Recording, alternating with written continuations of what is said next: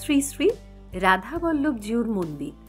এই যে মন্দিরটি ১৬৭৭ খ্রিস্টাব্দে স্বপ্নাদেশ পেয়ে রুদ্ররূপ রাজা কালো একটি বড় পাথর, যেটি গৌড় থেকে আনা হয়েছিল, সেটিকে গঙ্গায় বিসর্জন দিয়ে ফিরে দেখেছেন অবিশ্বাস্যভাবে সেই পাথর দিয়ে ইতিমধ্যেই একটি শ্রীকৃষ্ণের মূর্তি বল্লভপুরের এই স্থানে প্রতিষ্ঠিত হয়ে গেছে।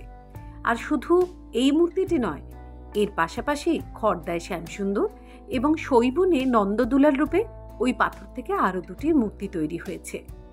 তখনই তিনি এখানে প্রতিষ্ঠা করেন রাধাবল্লভ মন্দিরের, যেটি পরবর্তীকালে ১৭৬৪ সালে নয়নচাঁদ মল্লিক আটচালার এই বর্তমানের যে রূপ তাতে পরিণত করেন মন্দিরটিকে। মন্দির সংলগ্ন একটি নাট মন্দিরও দেখা যাচ্ছে এখানে রয়েছে।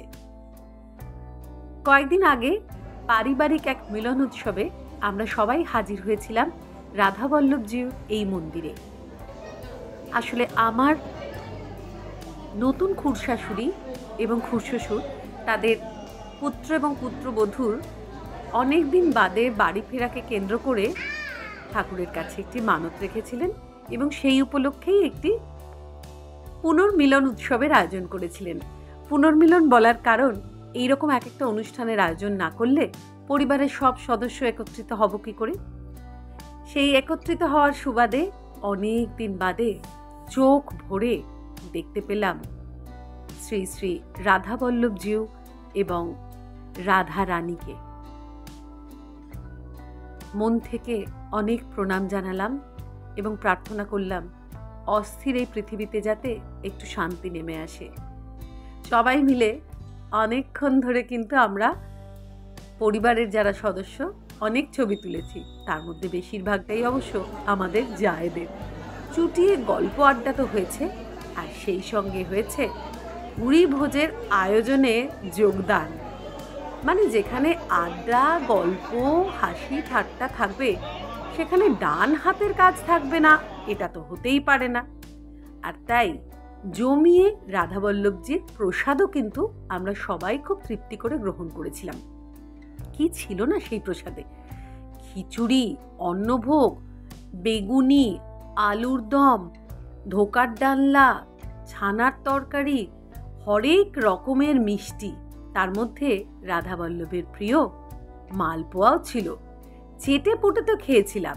বন্ধুরা, তোমরা জানো এই রাধাবল্লভ কিন্তু আমাদের শ্রীরামপুরের এক জনপ্রিয় মিষ্টান্ন বিপণী থেকে নিজের বালা বন্ধক দিয়ে নাকি একটি মিষ্টি খেয়েছিলেন। শ্রীরামপুরে যারা বেড়াতে আসবে আগামী দিনে, তারা অবশ্যই রাধাবল্লভজির মন্দিরটা দর্শন করে যেও। আমরা তো জমিয়ে খুব আনন্দ করলাম, একটা সুন্দর দিন কাটালাম। আমাদের এই ভিডিও কেমন লাগলো তোমাদের? ভালো লাগলে অবশ্যই like, comment, share and subscribe my channel also. ফেরার পথে মনটা একটু বিষণ্ণ করেই ফিরলাম। জানি না আবার কবে সবার সাথে দেখা হবে। তোমাদের সবাইকে বলবো, সবাই খুব ভালো থেকো আর নিজের কাছের মানুষগুলোকে খুব ভালো রেখো। টাটা।